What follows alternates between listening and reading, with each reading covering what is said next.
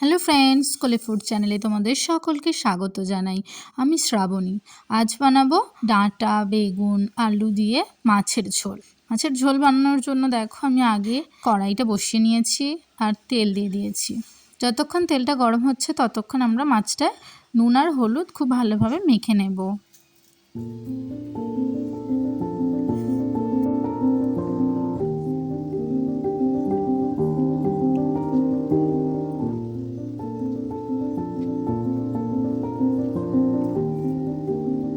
দেখো তেলটাও গরম হয়ে গেছে, এবার আমরা এক এক করে মাছগুলো ভেজে নেব।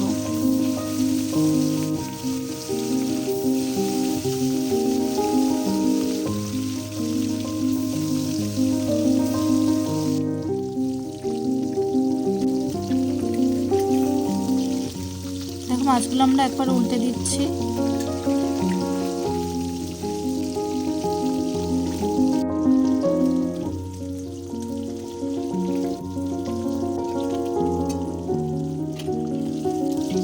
দেখো বন্ধুরা, মাছগুলো খুব ভালোভাবে ভাজা হয়ে গেছে। এবার আমরা মাছগুলো এক এক করে সব তুলে নেব। ঠিক এইভাবেই বাকি মাছগুলো আমরা ভেজে নেব। দেখো সব মাছ ভাজা হয়ে গেছে, এবার আমরা সবজিগুলো এক এক করে ভাজবো। প্রথমে আমরা বেগুনটা খুব ভালোভাবে ভেজে তুলে নেব।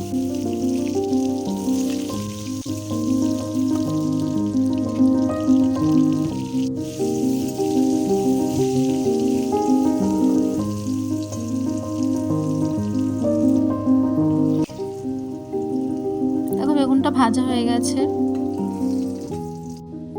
এবার আমরা কাঁচকলাগুলোও খুব ভালোভাবে ভেজে তুলে নেব।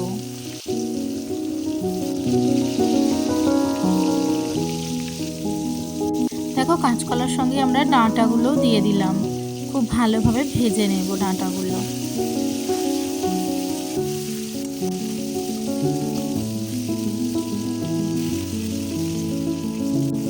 দেখো ডাঁটা আর কাঁচকলা ভাজা হয়ে গেছে, এবার আমরা তুলে রাখবো। এবার আমরা তেজপাতা, কাঁচা লঙ্কা আর 5 ফোড়নের ফোড়ন দেব।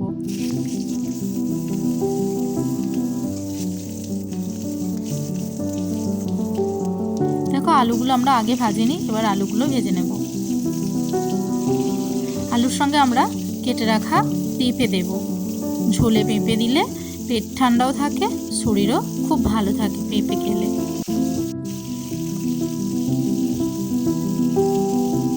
দেখো আলু আর পেঁপেটা মোটামুটি ভাজা হয়েছে, এবার আমরা গাজর, বরবটি এগুলো কেটে রেখেছি, এগুলো খুব ভালোভাবে আলু আর পেঁপের সঙ্গে ভালোভাবে নাড়াচাড়া করে নেব খানিকক্ষণ।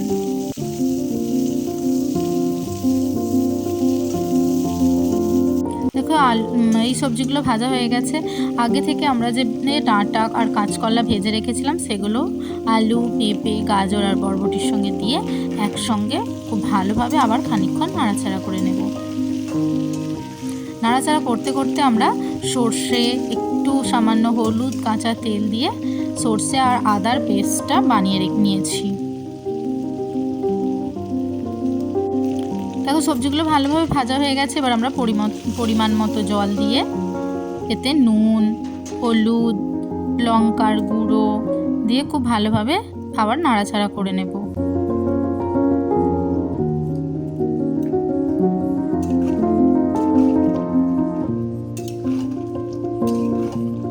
এবার আমরা সবজিগুলো খানিকক্ষণের জন্য ঢাকা দিয়ে রাখবো, দিয়ে সেদ্ধ হতে দেব।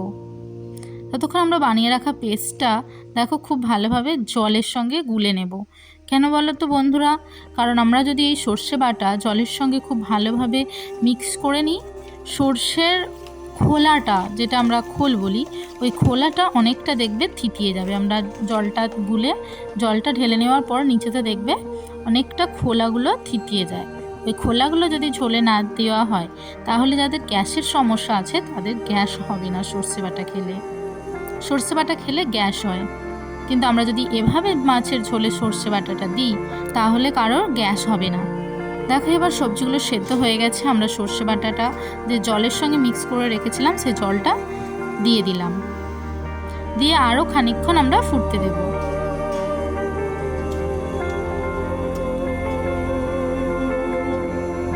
দেখো ফুটছে ঝোলটা খুব ভালোভাবে, এবার আমরা এক এক করে এই ঝোলেতে মাছগুলো দিয়ে দেব। বেগুনগুলো দেখো, এই ঝোলে আমরা মাছ আর বেগুন, ভেজে রাখা বেগুনগুলো একসঙ্গে দিয়ে নাড়াচাড়া করে নেব।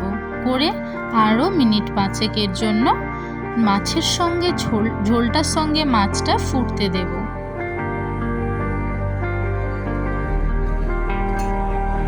দেখো ঝোলটা প্রায় রেডি। আমি ঝোলটা নাবাচ্ছি কড়া থেকে ততক্ষণে তোমরা আমার চ্যানেলটা সাবস্ক্রাইব করে দাও, আর লাইক, ফলো, শেয়ার করতেও ভুলো না। এইভাবে তোমরা একবার মাছের ঝোল বানিয়ে খেয়ে দেখো, তোমাদের অসাধারণ লাগবে। এইভাবে একবার ঝোল বানালে বাড়ির অল্প বয়সী বাচ্চা থেকে বুড়ো সবাই খুব ভালোবাসবে। আর এইভাবে ঝোল বানিয়ে খেলে তোমাদের শরীর খারাপেরও হবে না। দেখা হচ্ছে পরের ভিডিওয়ে।